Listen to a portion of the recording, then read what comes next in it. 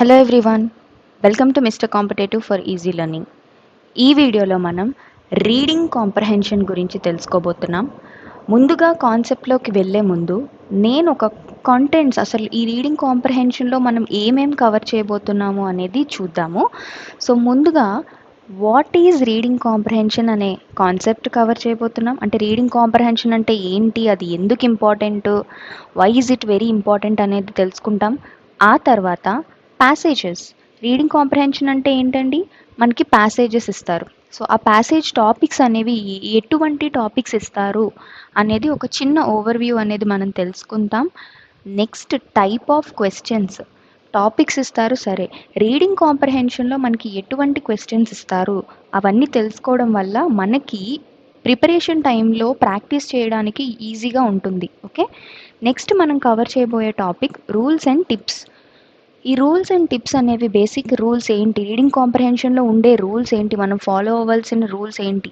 Rules తెలియకుండా ఏదో passage చదివేసి ఆన్సర్స్ చేసేద్దాము అనుకుంటే we will lose our time and marks. Because competitive ఎగ్జామ్లో మనం స్పీడ్గా ఉండడం ఎంత ఇంపార్టెంటో ఆ స్పీడ్తో మన టైంని బ్యాలెన్స్ చేసుకోవడం అనేది చాలా ఇంపార్టెంట్. ఓకే, యాక్యురేట్గా ఆన్సర్ చేద్దాం, ఎక్కువ టైం తీసుకుందాం అంటే no, accuracy is important but so as the time, right? So tips, rules అనేవి ఎక్స్ప్లెయిన్ చేస్తాము. And finally practice.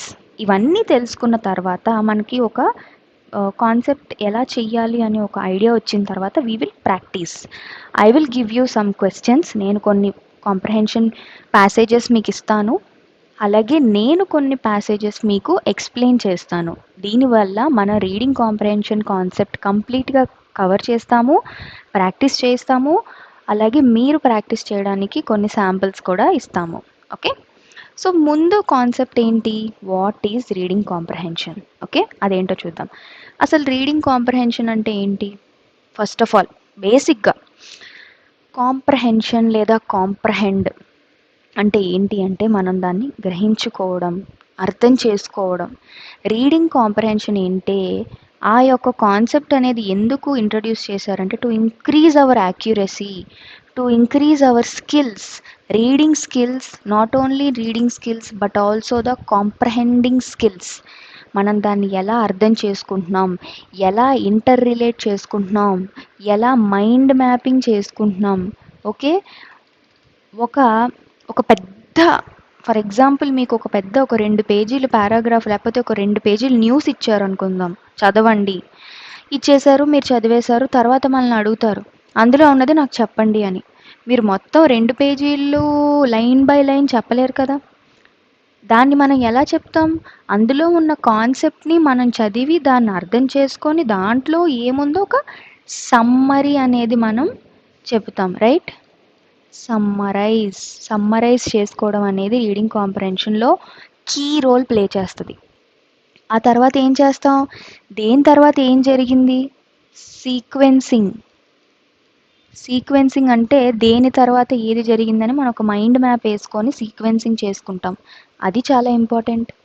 తర్వాత నువ్వు మొత్తం చెప్తావా, నీకు ఇచ్చిన పారాగ్రాఫ్ లేకపోతే నీకు ఇచ్చిన పేజెస్లో నువ్వు మొత్తం చెప్పవు, దట్ ఈస్ ప్రిసైజ్ అంటాం. అంటే ఇచ్చిన ఇచ్చిన మొత్తాన్ని కూడా మనం ప్రిసైజ్గా ఎక్స్ప్లెయిన్ చేస్తామన్నమాట. ప్రిసైజ్ అంటే ఏంటి, షార్ట్ అండ్ క్రిస్ప్గా దాన్ని చెప్పడం.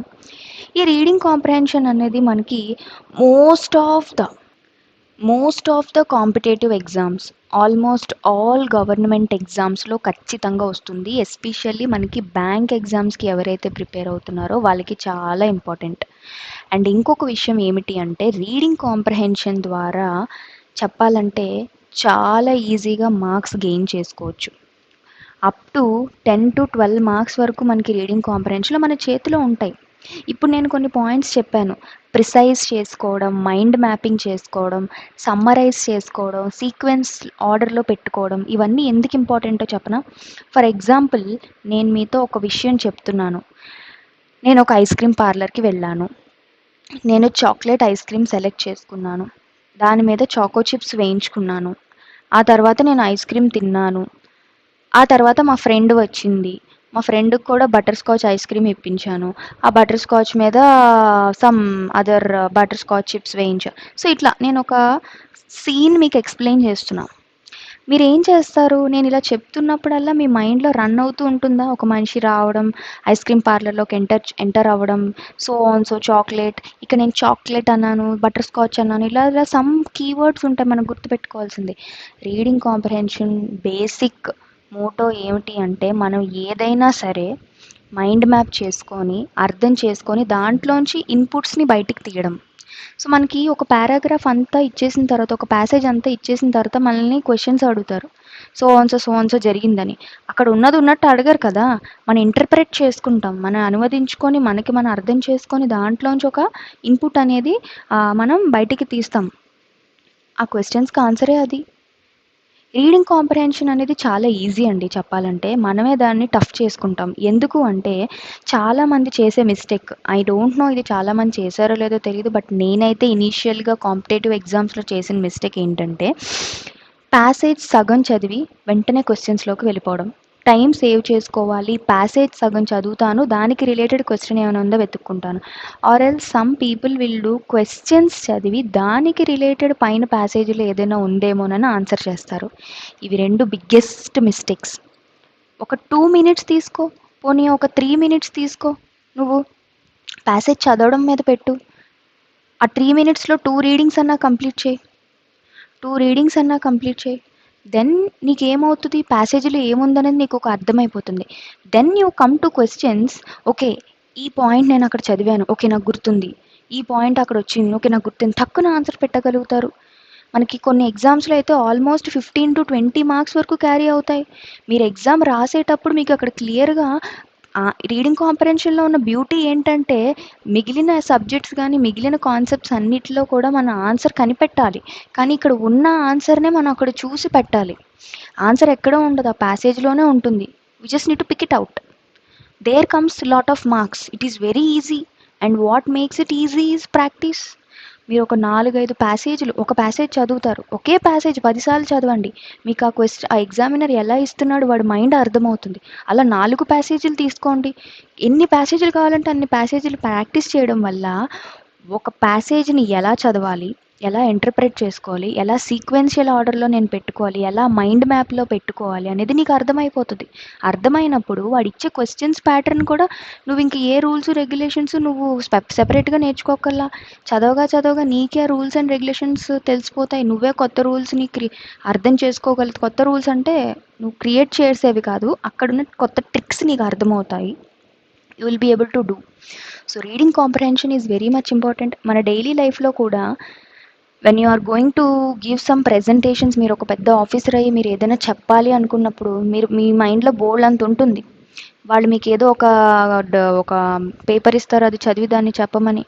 ఈ రీడింగ్ కాంప్రహెన్షన్ స్కిల్స్ పెరగడం వల్ల మీరు చదువుతారు. You will be able to interpret. మీ మైండ్ మ్యాప్ చేసుకోగలుగుతారు. దానివల్ల మీరు ప్రెజెంటేషన్ మంచిగా ఇవ్వగలుగుతారు. లేదా ఒక సబ్జెక్ట్, ఒక కాన్సెప్ట్ మీకు ఇస్తారు, దాని గురించి చెప్పమంటారు. సో ఇంగ్లీష్ సబ్జెక్ట్లో ప్రతిదీ ఇంటర్లింక్ అయి ఉంటుందండి. రీడింగ్ కాంప్రహెన్షన్లో మనకి వర్డ్స్ అనేవి తెలుస్తాయి. వొకాబులరీ అనేది ఇంప్రూవ్ అవుతుంది. అండ్ అలాగే ఇంగ్లీష్లో ఇంకొకటి ఏంటంటే, ఏ పార్ట్స్ ఆఫ్ స్పీచ్ కూడా మనకి కాంటెక్స్ట్ బేస్డ్ ఉంటుంది. ఒక వర్డ్ని ఏది ఎక్కడ యూజ్ చేయాలో అంటే దాని యూసేజ్ బట్టి దాని అర్థం మారిపోతూ ఉంటుంది. అది కూడా మనకు అర్థమవుతుంది. ఇన్ని బెనిఫిట్స్ ఉన్నాయి మనకి రీడింగ్ కాంప్రహెన్షన్ వల్ల. అండ్ అన్నిటికీ మించి ఇంత వెయిటేజ్ కూడా ఉంది. మార్క్స్ అనేవి ఈజీగా గ్రెయిన్ చేసుకోవచ్చు with good strategy. And strategies comes guidance ఉన్నప్పుడు, అలాగే ఎలా చేయాలో తెలుసుకున్నప్పుడు. And practice is the key to crack any exam. ఎంతమంది ఎలా గైడ్ చేసినా మీ ఎఫర్ట్స్ లేకపోతే మీరు గెలవలేరు. అది ఏదైనా సరే అవ్వండి. ఓకే, సో ఇదండి బేసిక్గా రీడింగ్ కాంప్రహెన్షన్ అంటే. ఈ పాయింట్స్ అన్ని మీరు మైండ్లో పెట్టుకోవాలి.